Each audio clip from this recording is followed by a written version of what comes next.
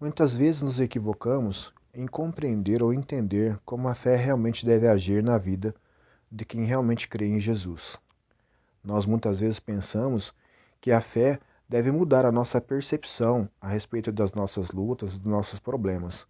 Pensamos que termos fé significa olhar para os problemas e perceber eles talvez menor do que eles realmente são, ou talvez pensar que as lutas são menos intensas do que elas realmente são, mas na realidade não é isso que aprendemos com o texto bíblico.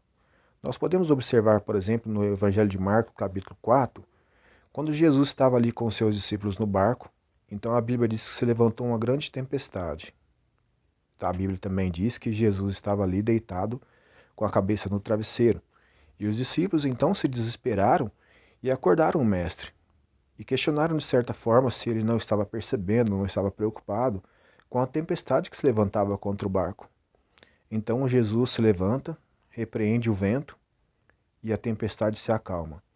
Depois de repreender o vento, Jesus se volta aos seus discípulos e repreende eles, questionando a ele porque eles estavam com medo, e disse a eles: "Vocês não têm fé?"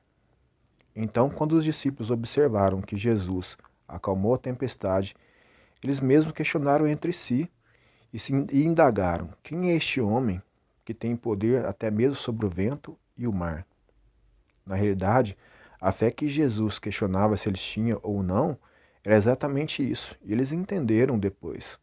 Eles entenderam que a fé que era necessária era em saber quem estava com ele no barco.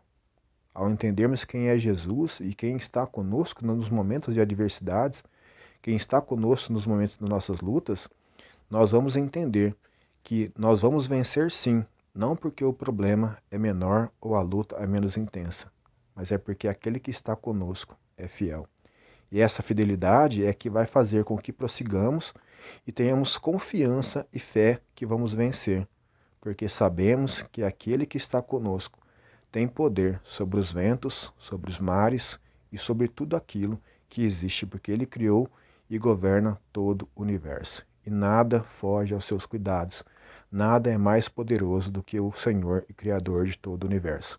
E certamente ele está conosco em todos os momentos, sejam eles de lutas, adversidades, os problemas, ele sempre está com o seu povo zelando por aqueles que confiam, entregaram suas vidas a ele e agora estão debaixo dos seus cuidados.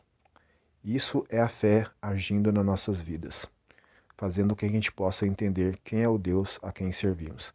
Que essa percepção de quem é Jesus, quem é o Deus que está com nossas vidas em suas mãos, possa fazer com que nós possamos olhar para as dificuldades e saber que elas são grandes sim, mas que nós certamente seremos vencedores. Porque, como disse o apóstolo Paulo, se Deus é por nós, quem será contra nós? Eu gostaria de orar para que essa verdade encontrasse repouso no nosso coração e no nosso espírito e nos fortalecesse nos momentos de luta e nos alegrasse nos momentos de adversidades, porque essa fé realmente nos fará ter esperança da vitória. Amém? Deus Todo-Poderoso, é no nome do Teu Filho amado, esse mesmo Jesus que estava com os discípulos naquele barco, esse mesmo Jesus que os discípulos aprenderam naquele momento, que tinha poder até mesmo sobre os ventos e os mares. Ele que acalmou a tempestade, ele que questionou a fé daqueles homens, porque não entendiam quem era que estava ali com eles naquele momento. E muitas vezes nos falta essa fé, mas nós clamamos ao Senhor, porque o Senhor disse na tua palavra que não nos deixaria só, mas antes nos enviaria o Espírito Santo, aquele que nos ajudaria nas nossas fraquezas, aquele que seria o nosso suporte, a nossa força, e também aquele que dá direção para nossas vidas, aquele que faria com que nós possamos enxergar a vida como ela realmente é, os problemas como eles realmente são, mas que também nos ajudaria a perceber quem o Senhor realmente é. Que essa graça esteja sobre nossas vidas e que assim possamos entender que somos vencedores em Cristo Jesus, porque Ele está conosco em todo o tempo.